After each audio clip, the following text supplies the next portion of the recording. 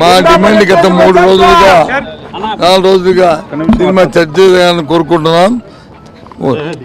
ఏదైతే ముఖ్యమంత్రి చంద్రబాబు నాయుడు గారు ఆ దేవదేవుడి పవిత్ర ప్రసాదంపై ఏదైతే చంద్ర మోపారో కొవ్వు పదార్థాలు ఉన్నాయి, యానిమల్ ఫ్యాట్ ఉందని చెప్పి అన్నారు.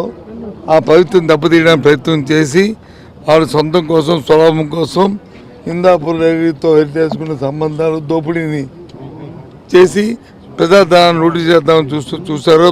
ఆ దేవదేవుడి ధనాన్ని లూటీ చేద్దామని ప్రయత్నం చేస్తున్నారు. దాని మీద చర్చ జరగాలని కోరుకుంటున్నాం. మా డిమాండ్ అది.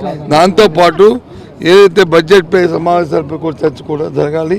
ప్రజలకు వచ్చి $1 బడ్జెట్ ఏది పెట్టారో ఆ బడ్జెట్పై జరిగి ఈ బడ్జెట్ వల్ల ప్రజా ప్రయోజనానికి ఏమాత్రం కూడా మరి ఉపయోగం లేదనేది చర్చ జరగాలని మా కోరిక.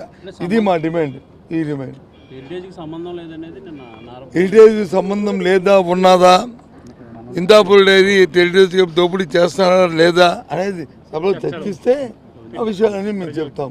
అంతేగాని వాళ్ళు ఏదో చెప్పారు. నాకు ఒక్క విషయం అడుగుతున్నానండి, మళ్ళీ తర్వాత సభ అయిన తర్వాత మళ్ళీ మాట్లాడతాను.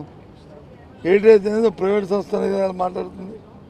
మరి ప్రైవేట్ సంస్థ అయినప్పుడు ఎంతమంది మంత్రులు ఎందుకు స్పందిస్తారు? మంత్రులకి ఏం సంబంధం?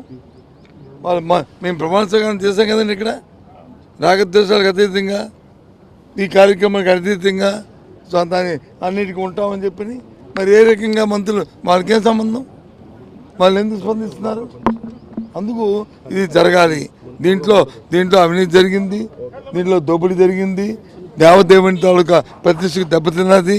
అందుకు ప్రసాదంపై చర్చ జరగాలని కోరుకుంటున్నాం.